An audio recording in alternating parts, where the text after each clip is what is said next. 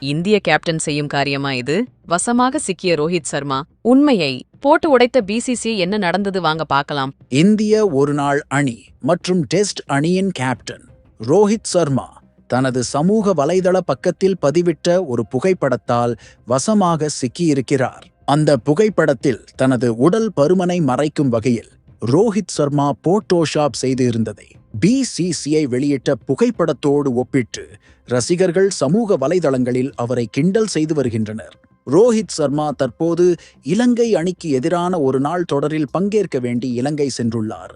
அங்கு அவர் வலை பயிற்சியில் ஈடுபட்டார்.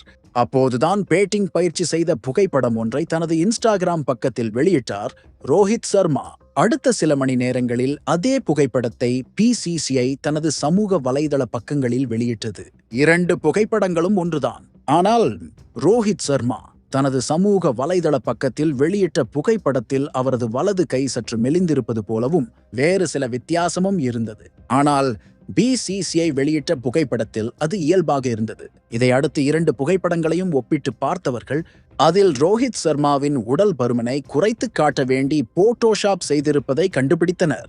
பிசிசிஐ வெளியிட்டிருந்த புகைப்படத்தில் ரோஹித் சர்மாவின் வயிற்று பகுதி சற்று மேடாக இருந்தது. ரோஹித் சர்மா வெளியிட்டிருந்த புகைப்படத்தில் அவரது வயிற்று பகுதி சமமாக இருந்தது. இந்த இரண்டு புகைப்படத்தையும் ஒப்பிட்டு ரோஹித் சர்மா தான் பருமனாக இல்லை என்பதை காட்டுவதற்காக போட்டோஷாப் செய்துள்ளார் என கேலியும் கிண்டலும் செய்து வருகின்றனர். மேலும் பொறுப்பான பதவியில் இளம் வீரர்களுக்கு முன்னுதாரணமாக இருக்கும் ரோஹித் சர்மா உடற்தகுதியை கட்டுக்கோப்பாக வைத்திருக்காமல் புகைப்படத்தில் மட்டும்தான் கட்டுக்கோப்பாக இருப்பது போல காட்டிக்கொள்வது மோசமான செயல் என அவரை கடுமையாக விமர்சனம் செய்தனர். சமூக வலைத்தளங்களில் இந்த ஒப்பீடுகள் மற்றும் கேலி கிண்டல்கள் வெளியான அடுத்த சில நிமிடங்களில் ரோஹித் சர்மா அந்த புகைப்படத்தை நீக்கிவிட்டார். கேப்டன் செய்யும் காரியமா இது? வசமாக சிக்கிய ரோஹித் சர்மா உண்மையை போட்டு உடைத்த பிசிசிஐ. கிரிக்கெட் செய்திகளை உடனுக்குடன் அறிந்து கொள்ள நியூஸ் கிரிக் சேனலை சப்ஸ்கிரைப் செய்து பாருங்கள். நன்றி, வணக்கம்.